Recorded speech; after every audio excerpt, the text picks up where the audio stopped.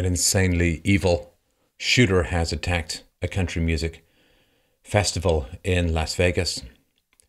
He was on the 32nd floor of a strip casino, aiming from two windows, going back and forth, showering bullets down on this country music festival. Below him, he has murdered at least 58 people as of now, injured 515 or more out of the 22,000 concert goers. It is the deadliest mass shooting in modern U.S. history. He was found having killed himself after SWAT officers used explosives to storm the gunman's hotel room at Mandalay Bay, and they have identified him as Stephen Craig Paddock, 64, of Mesquite. It is truly horrifying. The concert-going area was a gun-free zone, although it seems to me that return fire would have been pretty useless, as this guy was very high up and very far away. There's some strange elements to all of this. Everything is unconfirmed. Everything is in flux. I'm just going to give you some thoughts. As facts, confirmed facts come in, I will give you a more detailed analysis of what's happened. There are a few interesting things that have come about. The Vegas shooter's father was a psychopathic armed robber who was actually for a while on the FBI's most wanted list. His father was arrested early in 1961 for robbing a bank in Phoenix, which happened in 1960. He was supposed to have robbed, or allegedly he'd robbed other banks, but was not charged with those offenses. He was living in Tucson with his 4 kids.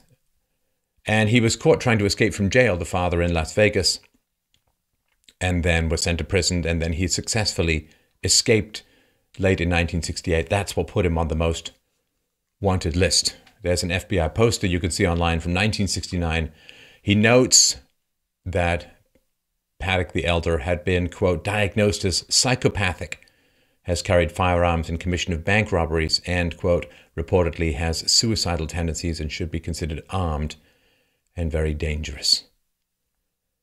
So the shooter, the Las Vegas shooter, he was 8 when his father was convicted of armed robbery and then sent to prison.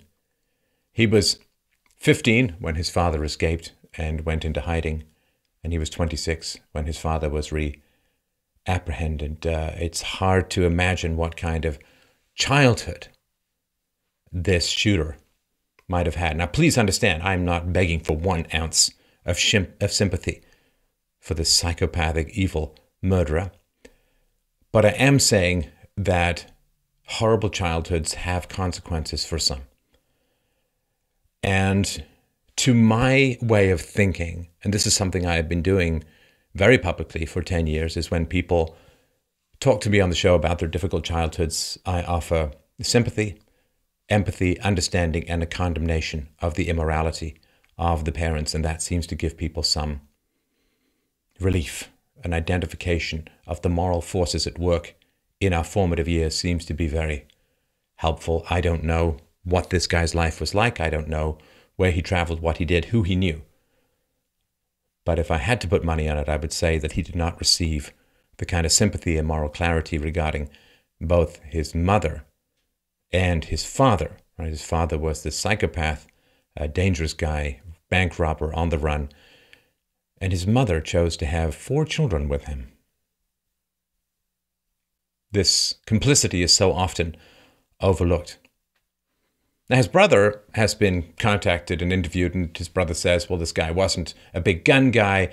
Where was he supposed to get these automatic weapons? The brother says that the shooter did not have a military background. Now, everyone is trying to leverage, sorry, not everyone, let me backtrack on that. Some people are trying to shoehorn this as yet hazy tragedy into their political wheelhouses. So you've got people calling for gun control, and, you know, here's a hint. I mean, new fully automatic firearms, the sale of those has been banned in 1986. This is under the Hughes Amendment. Now, fully automatic firearms registered under the National Firearms Act before 1986, they're still legal. They were grandfathered in. And this restriction, this lack of demand, lack of supply, lack of ability to obtain, has had some effect. Legally owned fully automatic weapons have been only used in 3 crimes since 1934. And you can convert these weapons apparently, but there's a huge amount of complexity in going through to get a hold of these weapons. There's paperwork to be filled out, there's money to be paid, and this guy, the shooter, had apparently no criminal record, and so it's hard to imagine. Now, people say, oh, well, you ban the guns and then this won't happen.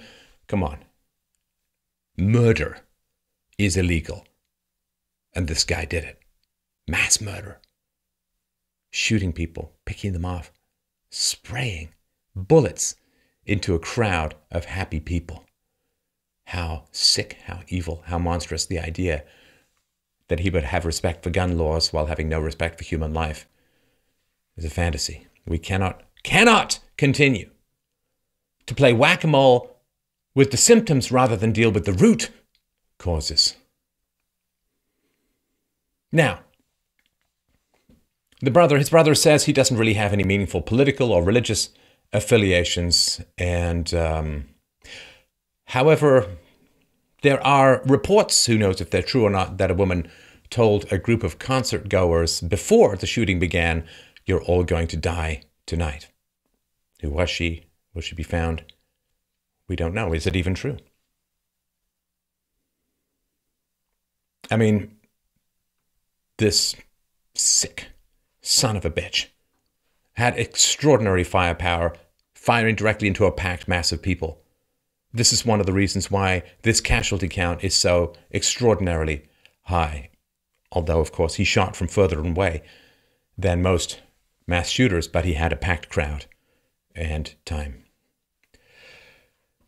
As far as motivations go, no clear ones have emerged as yet. The standard narrative of, oh, well, he's a white supremacist, or he's an anti-Trumper, or there's this hazy picture. Anyway, I mean, he had a Filipino girlfriend, so the white supremacy thing seems a little bit of a stretch. But in one odd development, I'm not putting a lot of stock in it, I'm simply telling you because it's out there. ISIS has claimed that they were behind the attack. And I quote, "The Las Vegas attack was carried out by a soldier of the Islamic State, and he carried it out in response to calls to target states of the coalition." This is ISIS's news agency, Amaq.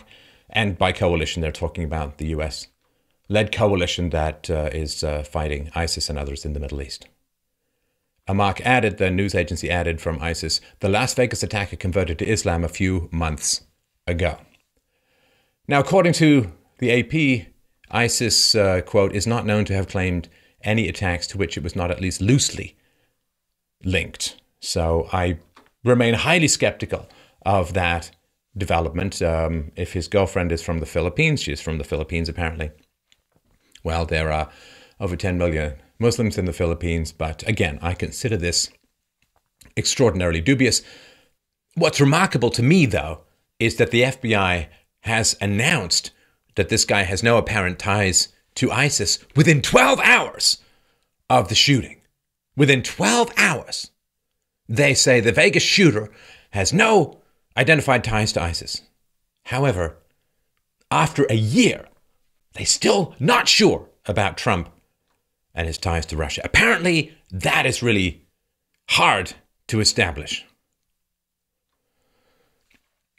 It is just horrifying beyond words. And I just want to give a couple of thoughts. We need to improve people's childhoods. This is no excuse. This is no cry for sympathy or anything like that. But as a matter of cause and effect, we need to start improving people's childhoods. We need to have moms and dads there. We need to have stable family structures. We need to stop dumping our kids in daycare. We need to improve schools. We need to give parents and children choices about how education occurs in the world. We need to stop hitting our children. We need to stop yelling at our children. We need to reason with them. We need to be peaceful with them. That is going to do a lot. It's not like everybody who had an abusive childhood grows up to be violent, but the vast majority of people who are violent had abusive childhoods. And that is the causality we really, really need to focus on. We cannot magically go in, of course, and change everyone's childhood for the better as it is occurring. But we can inquire of and give sympathy to those who've been ruined by the dark shadows of parental evil in their early years. Ask the people around you, how was your childhood? Tell me about it. Don't give off, well, the parents are doing the best they could, but the knowledge they had, forget all of that. We need moral clarity. We need sympathy. We need to bring healing rain to the parched deserts of exploded histories. We need to give sympathy to those who've been harmed, not to those who've committed acts of evil such as this. After that, they are past the shadows. They are in the land of the devil and they cannot be recovered. This guy in particular, his brains are all over a hotel wall, for God's sakes. But prevention, prevention, prevention. Give sympathy. Ask questions. Forget about the weather. Forget about sports. Forget about all the nonsense that passes for conversation these days. Only connect. As E.M. Forster wrote, connect, connect, connect. Ask people important questions about their history. Have moral clarity in the suffering that they have experienced. Identify the immorality of those who harm children, who destroy children, who attack children, who beat children, who indoctrinate children. Reach out with words. Capture the connection and provide the healing of genuine visibility and sympathy for the wrongs and the evils that people have suffered through no fault of their own as children. That is my prescription for the world as a whole, because every time we distract ourselves from the necessary conversations about our early origins, every time we do that, our world shrinks. Don't you feel it? You feel it, right? You feel the world, it is shrinking. It is getting smaller.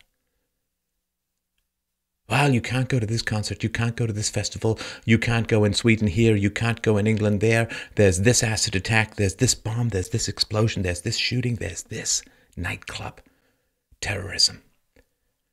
Wherever, and this is the common thing you see.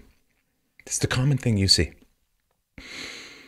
Wherever people are gathered and having fun and enjoying themselves, where they are dancing and singing and carousing in carefree abandon, that is where the darker devils of the species gather and sharpen their claws and load their bullets.